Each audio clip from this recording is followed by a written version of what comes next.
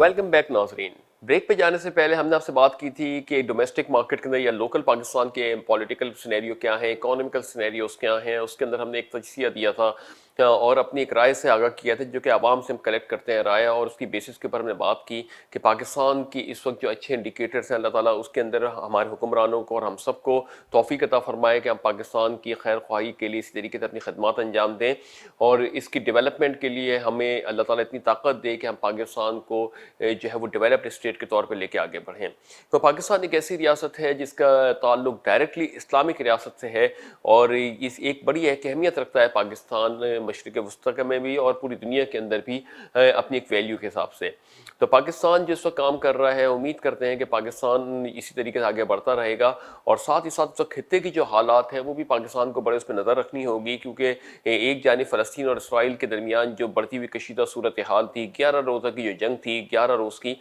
वो बिल आखिर अख्ताम को पहुंची गुज़िश्ता कुछ दिन पहले। उसके अंदर भी जो एक तशवीश को जो बात हो रही थी, क्योंकि ईरान का नाम बहुत ज़्यादा आ रहा था, तो ये कहा जा रहा था कि पाकिस्तान को भी इस वक्त कहीं ना कहीं अपने एक रोल प्ले करना पड़ सकता है।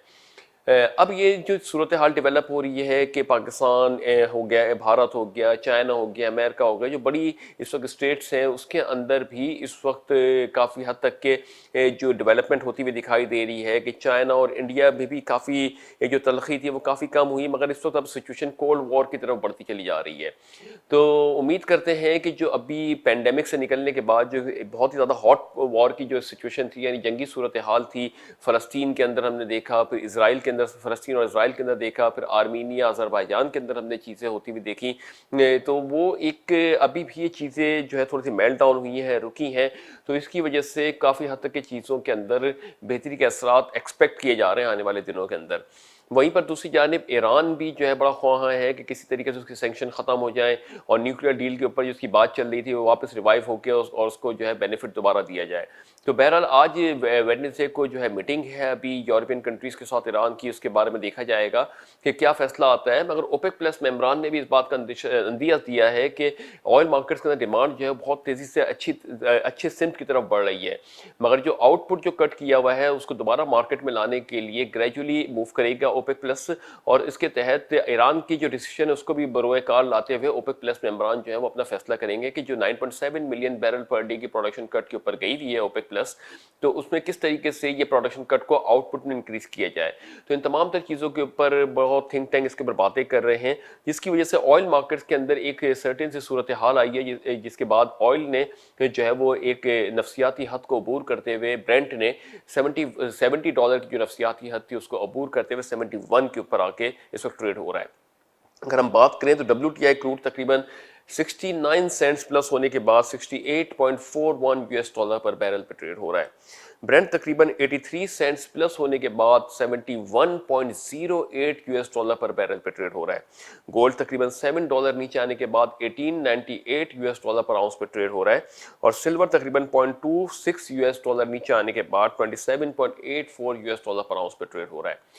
मजमूई तौर पे इस वक्त आलमी मार्केट्स के अंदर जो है ऑयल के हवाले से काफ़ी एक यकीनी सी सूरत हाल पैदा हो रही है। एक जानिब ओपेक प्लस मेम्बरान की जो है मीटिंग हो रही है, उस पर उन्होंने कहा है कि हम जो प्रोडक्शन कट है उसको अभी मजीद बरकरार रखेंगे और ग्रेजुअली तरीके से मार्केट में आउटपुट इंक्रीज़ करेंगे। और सबसे इंपॉर्टेंट चीज़ ये है कि जो ईरान के हवाले से फैसला होगा, क्योंकि ईरान भी अपना आउटपुट मार्केट में लेके आएगा अगर उसको सेंक्शन रिलीज होती है,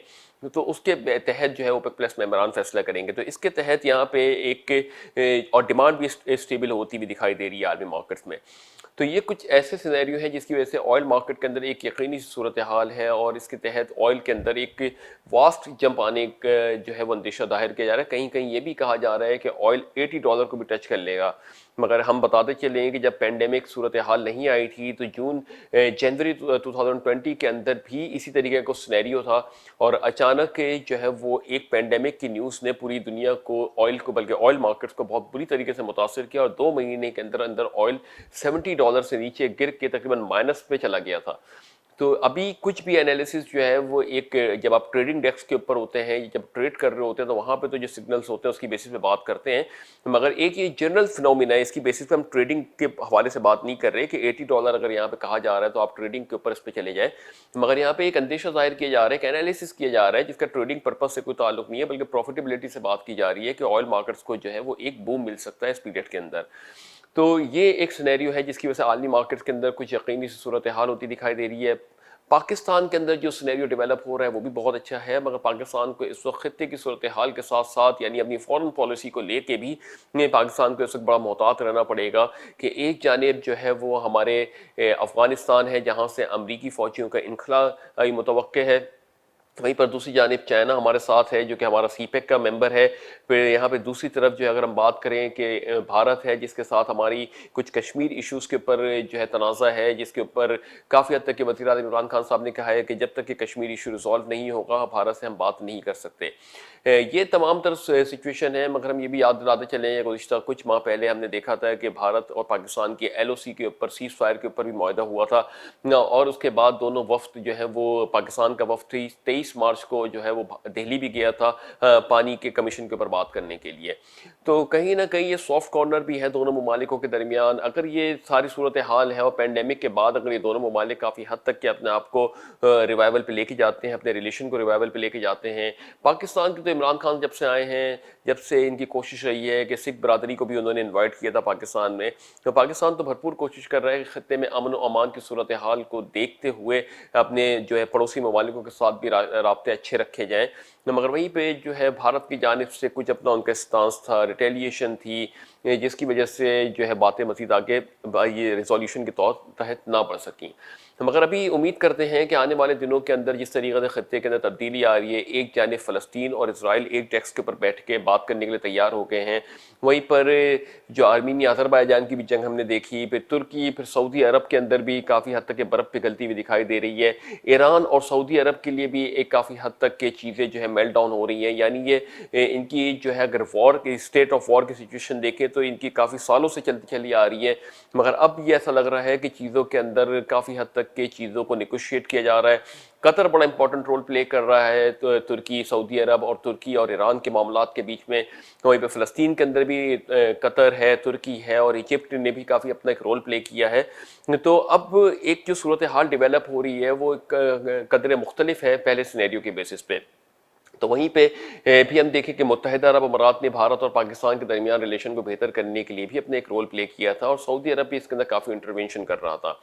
تو جس طریقے سے ابھی سعودی عرب نے بھارت کے اندر جو ہے وہ آکسیجن کی بھی سپلائی کی ہے، یعنی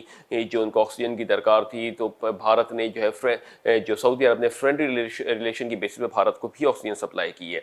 تو جو ایک تمام تر سچویشن ہے، دیکھنا یہ ہے کس طریقے سے پاکستان اور بھارت کے ریلیشن آگے بڑھتے ہیں اور کس طریقے سے اس کے اوپر بات کی جاتی ہے۔ یقیناً پاکستان کا وقار سراخوں پر اور اس طریقے سے جو خطے کے اندر چیزیں ہیں اس کو بھی دیکھتے ہوئے ہی وزیر اعظم عمران خان صاحب کوئی فیصلہ کریں گے۔ تو امید کرتے ہیں کہ آنے والے دنوں کے اندر کچھ اچھی نیوزز مزید ڈیولپ ہوں گی۔ پاکستان کے اندر جو ڈیولپ ہو رہی ہے، ہم بار بار وزیر اعظم عمران خان سے ریکویسٹ کر رہے ہیں کہ جو ڈیولپمنٹ ہو رہی ہے اس میں اللہ کا کافی شکر ہمیں ادا کرنا چاہیے، اور آنکھیں کھول کے اب جو ہے جو ایک پاتھ ہمارے پاس ڈیولپ ہو گیا اس کے اوپر ہمیں مزید اسٹریٹجیکلی موو کرنا چاہیے۔ تو امید کرتے ہیں کہ آنے والے دن نہ صرف پاکستان کے لیے بلکہ عالمی مارکیٹس کے لیے، عالمی معیشتوں کے لیے، عالمی برادری کے لیے بھی ایک خوشخبری کا پیغام لے کر آئیں گے، اس دعا کے ساتھ کہ اللہ تعالیٰ پاک سرزمین کو شاد باد آباد رکھے۔ اپنا بہت بہت بہت خیال رکھیے گا۔ اپنے ہوسٹ علی محمد عثمانی کو اجازت دیجیے۔ اللہ حافظ۔